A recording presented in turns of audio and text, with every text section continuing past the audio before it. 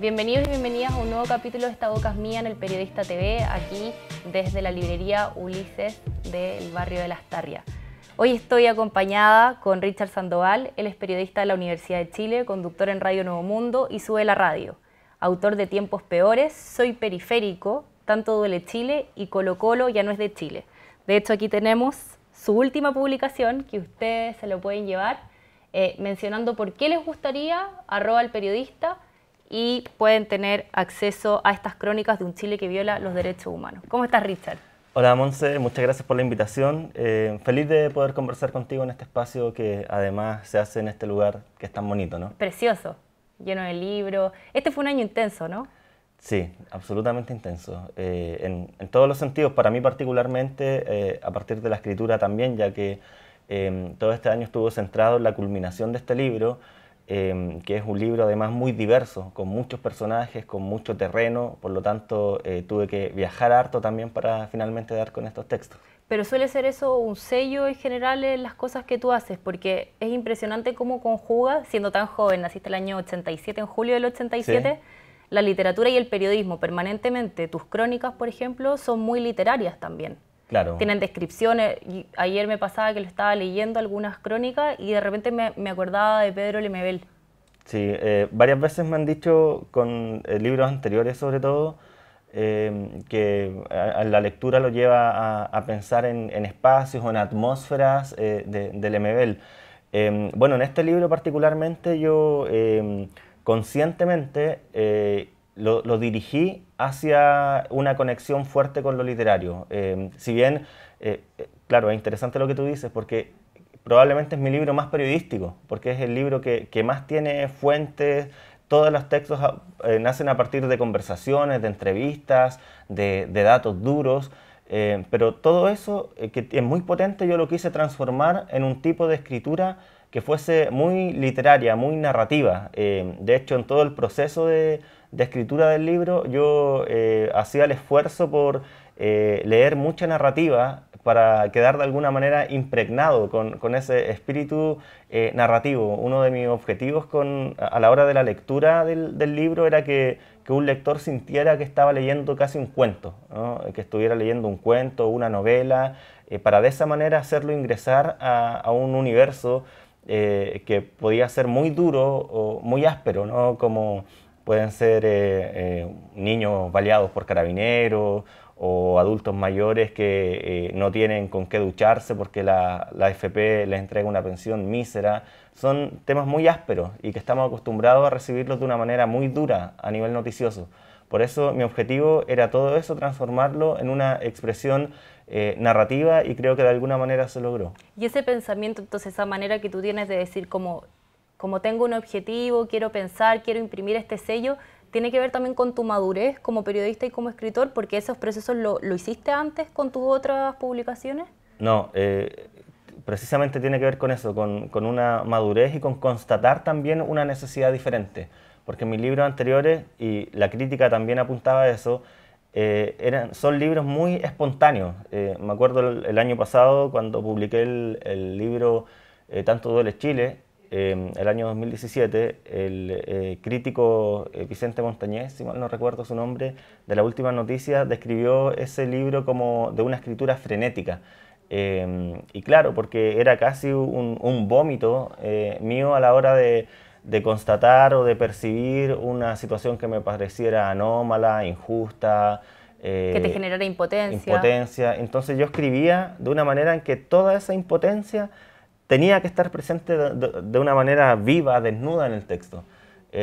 Y con este libro quise pausarme un poco, quise salir un poco de la inmediatez de lo espontáneo y hacer una reflexión mayor y entregar una escritura también de más largo aliento, que claro, lo espontáneo es muy efectista, es muy efectivo, es un masazo, pero quizás este tipo de texto se vuelve más trascendente, y un poco ese era mi objetivo también con este libro. Yo me acuerdo que tuve un profesor en España en el máster de escritura creativa en la Complutense que nos decía que las primeras obras eran vómitos, lo que decías tú. En general eran como rollos que uno tenía, problemas, insatisfacciones, mucha biografía también que el autor necesitaba soltar para agradecerle y decir, bueno, me estoy convirtiendo en escritor, y que las obras que seguían se liberaban un poco de esas como cargas. De hecho, en las entrevistas en general que hay hacia ti, siempre se remarcaba mucho los temas que tú tocabas. Por ejemplo, el escritor que toca lo popular y lo culto. Porque es verdad que hay un retrato del mundo popular con un vocabulario que es impecable.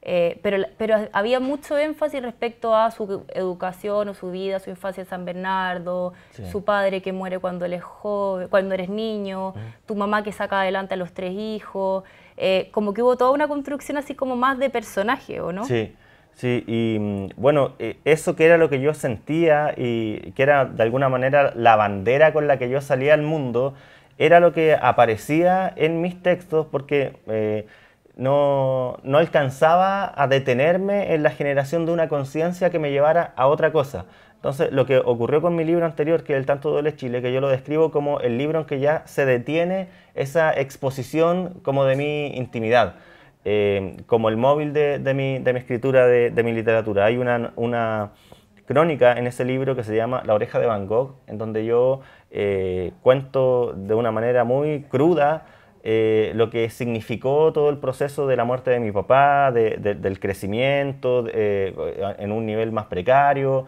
y de cómo yo en algún momento decidí que eso no fuese más un factor en el desarrollo de mi vida. Entonces yo por eso ese libro lo catalogo como el libro de la cicatrización. Este libro, que es una palabra fuerte también. Claro.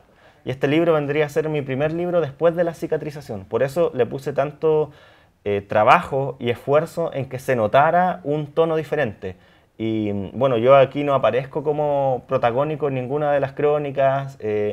Podría resultar irrelevante mi historia de vida vinculada con estas historias, pero lo conversaba también con un amigo en algún momento. Nunca termina de desaparecer la esencia de quién uno es. Y si bien estos textos son todos textos en tercera persona, desde una observación más periodística, mi presencia, mi historia, mi biografía está en las elecciones que yo hice, en por qué fui a investigar uno u otro personaje y en lo que me fijo para narrar el corazón de una historia y en cómo narro y describo una situación en que me fijo. Las fijaciones permanecen y más allá de que yo lo haga desde una distancia, el alma, digamos, de mi historia está también en este libro. Leía un reportaje que decía Richard Sandoval, la voz de la periferia. ¿Qué te pasa con eso? ¿Con esa palabra? ¿Sigues sintiendo que en algún lugar tuyo continúa el hablar desde ahí o el dialogar desde ahí?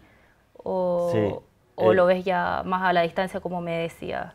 Bueno, ¿cuánto va quedando? Porque uno se va transformando de tantas cosas, uno es tantas máscaras al mismo tiempo. Yo creo que cambia el formato y hasta el género en el que uno manifiesta ese lugar de identificación. Porque ese reportaje, que es de la revista Paula, era a propósito también del libro del año pasado, y el objetivo de ese reportaje era darme a conocer vinculando con el libro anterior, que era Soy Periférico, que son libros que se mantienen, sobre todo el Soy Periférico, de una manera evidente, en una posición de manifiesto, ¿no? Como de salir al mundo culto, al mundo literario, al mundo de élite, a decir, está la presencia de una periferia territorial, de una periferia social, cultural, y es necesario mostrarla para generar una validez. Pero eso estaba circunscrito a lo que te digo, ¿no? a lo de manifiesto. Y actualmente estoy apuntando no hacia una literatura de manifiesto, sino una en donde lo periférico aparece al momento de decidir seguir narrando al margen, porque hablar de derechos humanos en los personajes que aparecen en este libro es ir a buscar lo que está en el margen. Me parece interesante eso de la escritura a los márgenes, la escritura a los bordes. Yo creo que las mujeres también hemos hecho mucho eso respecto a la narrativa en general contemporánea. Me llama la atención que tú hablas de la escritura como pulsión, que eres de esos escritores que dice, yo escribo todos los días, lo necesito, es algo que está ahí.